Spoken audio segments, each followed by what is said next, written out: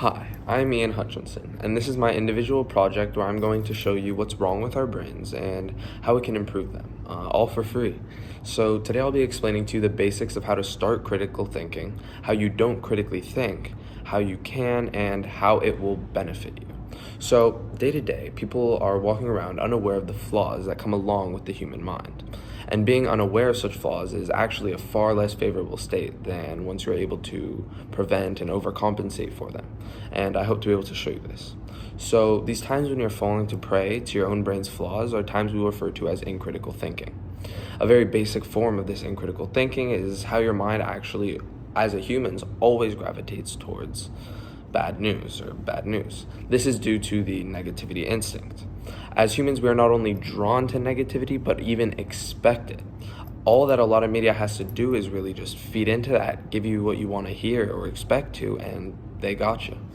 So one example of a way that you can benefit from understanding this is you can further realize how negative media is just really, really good publicity.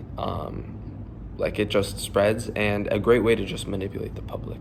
For example, pretty fair amount of upcoming rap artists from the US blow up after negative media, such as crime, murder, gun charges, all sorts of stuff is released about them. And it's because you want to read this negative media that it spreads faster, lingers longer, and progresses the market for even more and more negative media. However, being a negative media slave isn't necessarily something that you can't escape from with a little bit of awareness.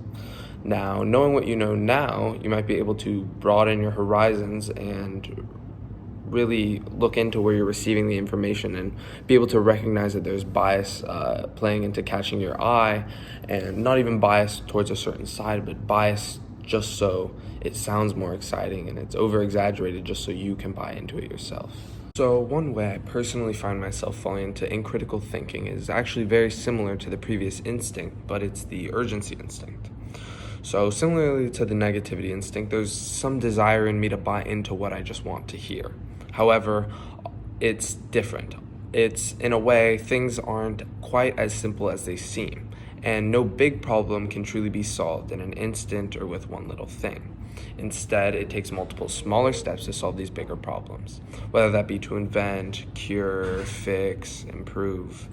One example I can think of was my college essay. When I completed my first draft, I felt like I was done. I had said everything that needed to be said in such a big, impactful essay, and it was done like that in a matter of days. A day after, I received my first bit of feedback, and boy, was it not done. A couple days after that, I had a second draft, then a third, then a fourth, and each time I finished, I began to be greeted with this same all too familiar feeling to an extent where it didn't even feel like the same feeling. But until eventually edits, small edits and revisions later, I had completed this fully polished, amazing college essay that I would send out to all the colleges that I was applying to, and that would be who I was. So I was satisfied. I looked back at the essay that I had initially sent in for reviews, and I looked at the essay I had submitted, and it was like two completely different essays. And one was a high schooler's essay, and the one that I submitted was now a college student's essay. And the problem is that I thought that I would have been done after my first essay.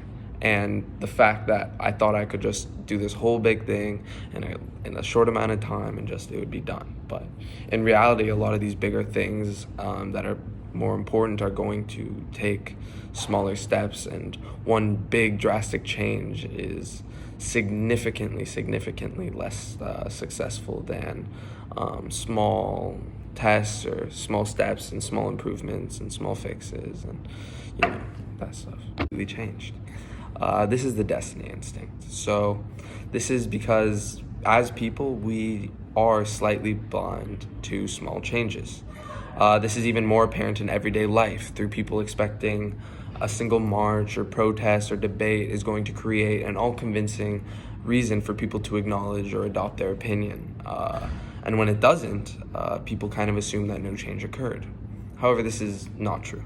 While many things may not change the mind of everyone, people don't really realize the minds that it did change, and there is change going on and stuff like that, but it's just harder to realize if there's no big bill that's being passed or some big thing that's changing, but everything is a small step towards something. So one historical example of this would actually be women's suffrage in the United States of America. A lot of these suffragettes, like when they look back, and anyone actually in that era would probably say day to day it didn't look like much was getting done for them. If anything, there was a lot of hate towards them, and like it looked like if anything it was even getting worse, but like there was no change. But there was change. There was change every single day.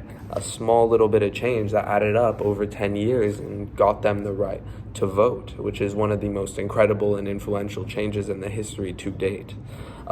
So while it may seem that things might not be changing, try and recognize a lot of the smaller changes that are part of these bigger changes that you expect. So now, knowing what I do in critical thinking, and how to prevent it, I move forward by trying to stay up to date on what's happening and all the small changes in the world that may foreshadow or feed a lot of the big changes eventually. So maybe the big story is kind of just hyperbolized, but these small stories will help foreshadow for the next actual big story. So moving forward, I just try and urge you to stay updated on the little things and recognizing what your brain does. Maybe dig a little deeper for where you may not have looked at for being maybe too small or not big enough, or yeah. So with that, I'm gonna thank you, and thank you so much for hearing me talk, and I hope this helps you. Thank you.